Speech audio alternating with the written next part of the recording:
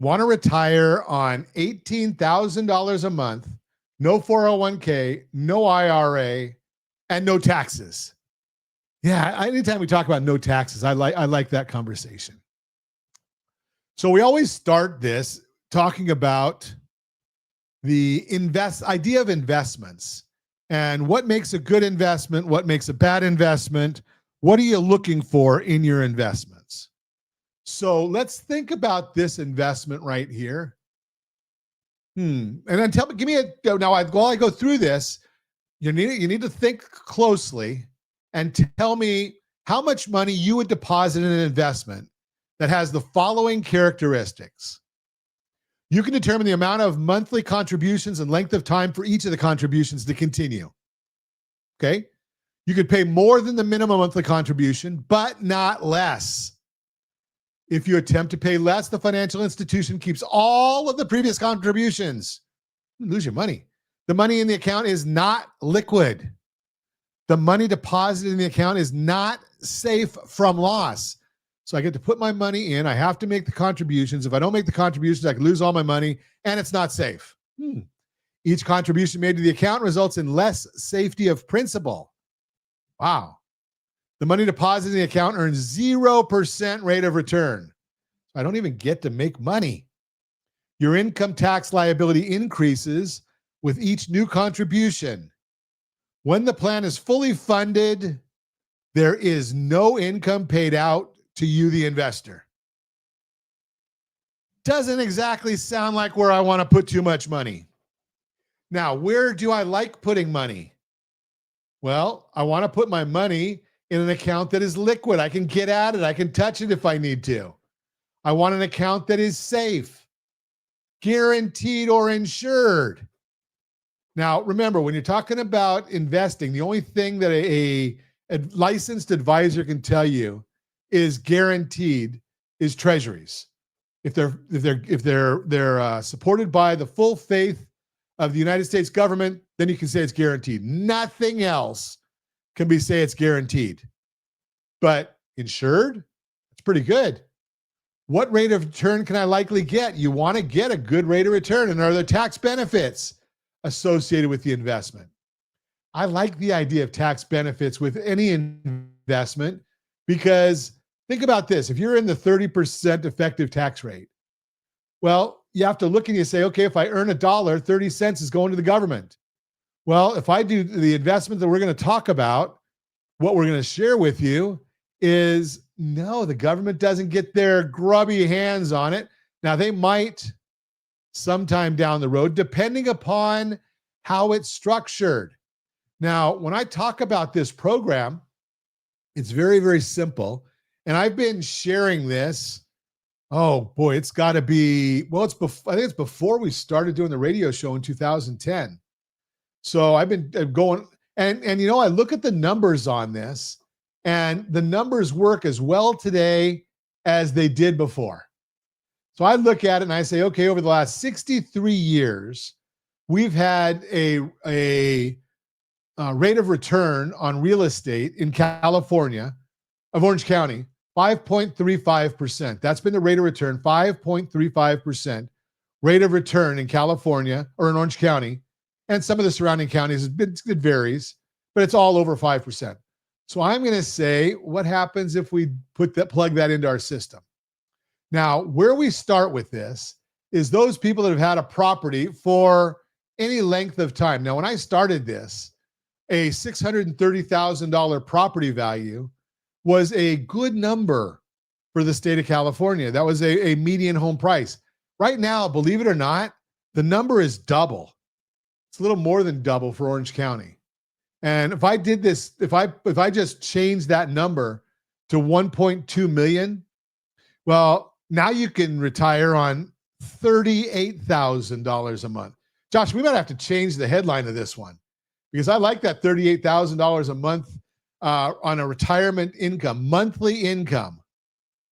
$38,000, 18,000 is good. 38,000 sounds even better. But let's go back and I'm going to change the value, and we're going to do all these numbers based on $1 million property value. Okay, so on $1 million property value that's valued now at $1 million. You bought it, maybe before COVID, it went up a lot. But right now you're going to liberate, and we're looking at a interest rate of 7.2%. Okay, so where did I put that in there? I'm sorry, we're looking at we're taking to 7 point. So here's the number. We're gonna do a mortgage on this of $800,000 on this property. So it's giving us $200,000 that we can liberate from the property. What I mean is by liberate is you're taking that out. Now we're putting that money into a safe, secure investment. And the safe, secure investments grow at historically over a 30-year period. The safe, secure investments are growing at around 8%. But I used 7.2. Why did I use 7.2 instead of using the 8% or 7% or 7.5? I like 7.2. Why? Because it's simple. The math is simple. So at 7.2%, that means it's a rule of 72. You take 72, divide your rate of return, 7.2, and that tells you how often your money doubles. So being that 7.2 into 72 is 10, so we're looking at every 10 years, your money's going to double in this process. So remember, we took our property value, that's $1 million. We took and got a mortgage of $800,000. We liberated $200,000.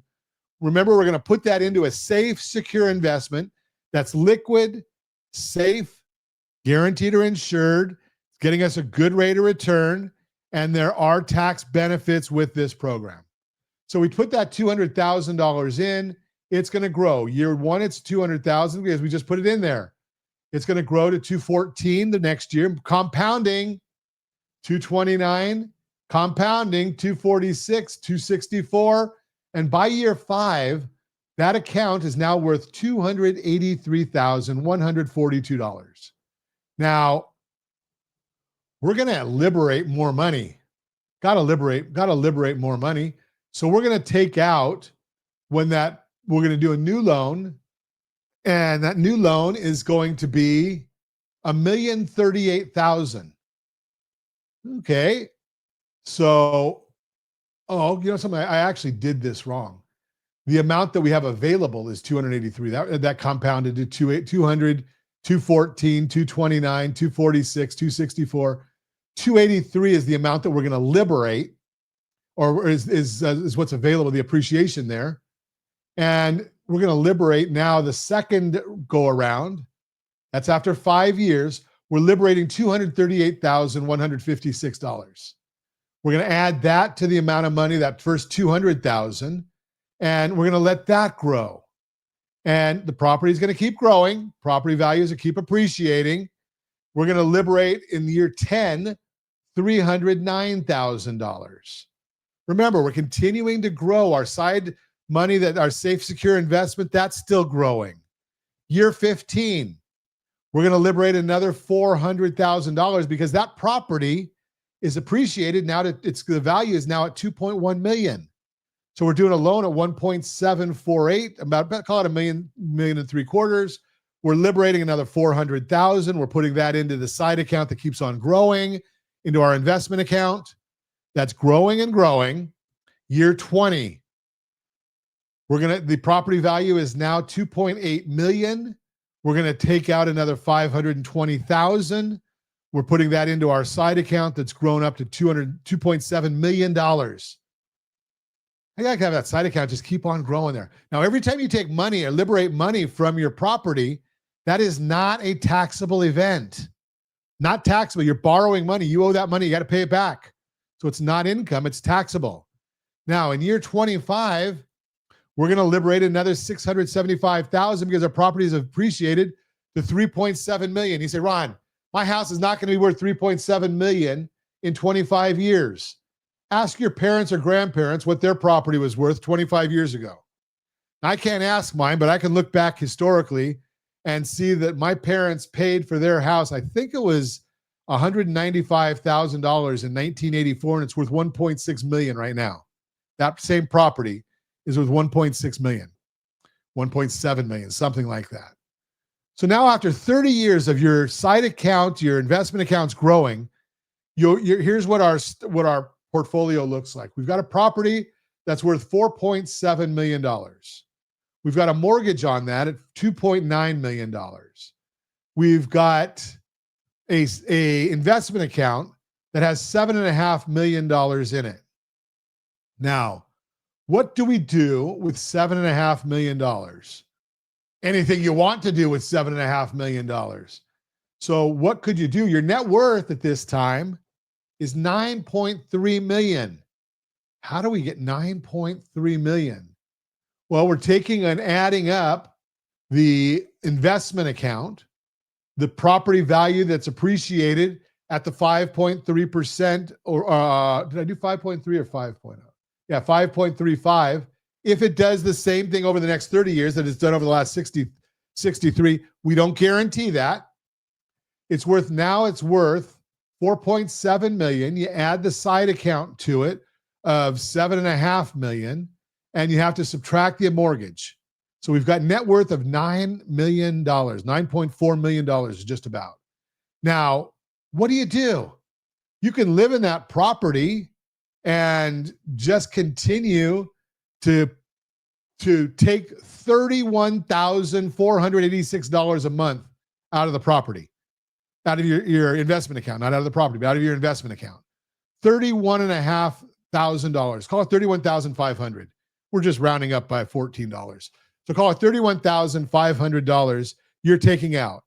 Yes, you do have to make a mortgage payment in that scenario, but think about where your mortgage payment is going to be, considering easy to take care of it that way.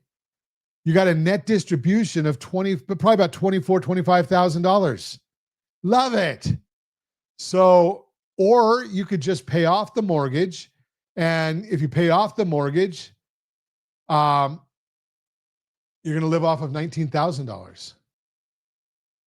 You gotta enjoy these kind of things. These are just numbers that we plug in and look at them and say, the numbers are staggering. Living off of $31,000 a month. Now, if that's today's dollars, it's great.